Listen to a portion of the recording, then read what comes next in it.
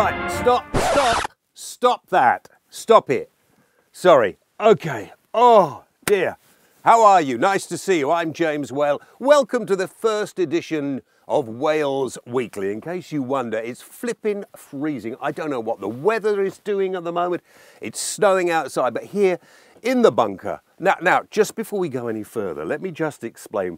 Each week, we'll be doing a little show. I'll be talking about some of the major news stories and inviting you to tweet me at @TheJamesWhale with your thoughts on them as well. And who knows where we may end. A little live music on the programme, a few guests on the show, you never know. But your suggestions will be appreciated. Just tweet me, as I say, at @TheJamesWhale. Now, I apologise before we start about the fact I have a bad cold. But is it surprising in this weather? Is it surprising at all? Now, I didn't want them to do that to begin with. I do not want people to be frightened. But this week, I suppose one of the main stories is this North Korean nuclear war threat. Now, David Cameron has said that we can't scrap Trident because North Korea poses a nuclear threat to the world.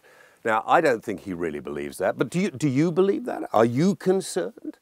Are you worried about the possibility of a nuclear war? Well, those of you of my age will have lived through it before. And I was reminded earlier about the idea, I don't know if you remember, but back in the day, all households in Britain got a tape, a cassette tape, and a little booklet to tell you what to do in event of a nuclear war. And it's fascinating, because I don't know whether you know, but all you need as a deterrent for a nuclear war is a sturdy kitchen table, and on top of that a couple of mattresses. And if you're lucky enough to have a cupboard under the stairs, that is a good place where apparently you could survive a nuclear war. Joking apart, I don't think that North Korea is really a threat. I think if they even looked the wrong way at the Americans, let alone the Chinese, they would have learnt a big lesson. I don't think it'll be a problem. I think more importantly, that if we want to find this world to be a safer place, would you not think that we should start beginning to relinquish nuclear weapons? Do we really need the capacity to blow up the entire planet about 5 million times over? Can we afford Trident? Can you and I afford to pay for Trident? Why do they want Trident so much? We're part of the United Nations. We don't need Trident, do we? Most of the heads of the armed forces secretly will tell you no, it's a waste of money. It could be better spent elsewhere. What do you think? Tweet me at @TheJamesWhale your thoughts. So that's one story of the week. And perhaps I'm making too light of it, I don't know. But you can't, I mean, people during the Cold War got really depressed and distressed about the fact we were all going to blow ourselves senseless.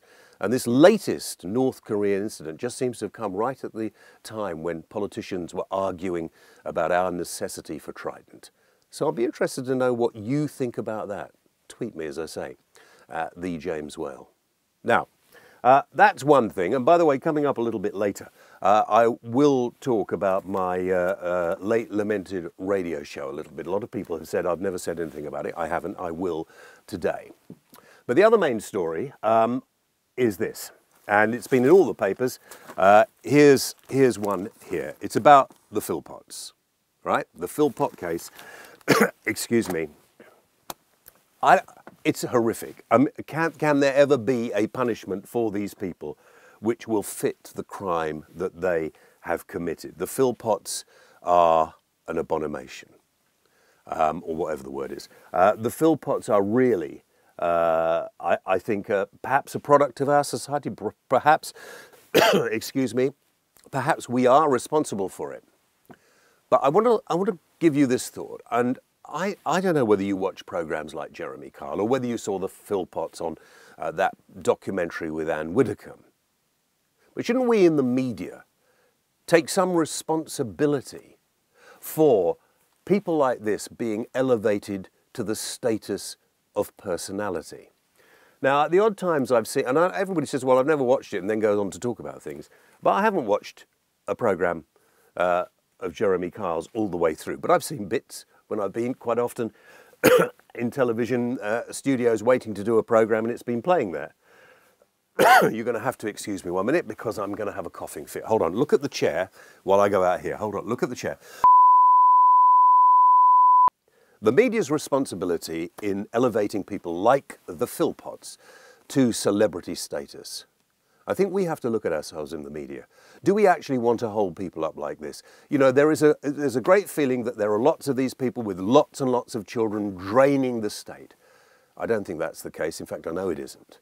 They're unusual. Luckily, they're rare. I mean, if you want me to tell you what I think should be done to the Philpotts, well, obviously they need to be completely locked away, probably for the rest of their lives. But also, we have to stop people like them becoming celebrities, and we have to perhaps ask ourselves, why do we enjoy, if we do enjoy watching programs like that, where those sort of people can boast about their bad behaviour? But I would like you to tell me. All you've got to do is tweet me at @TheJamesWhale, and some of your tweets we'll use on Wales Weekly next week.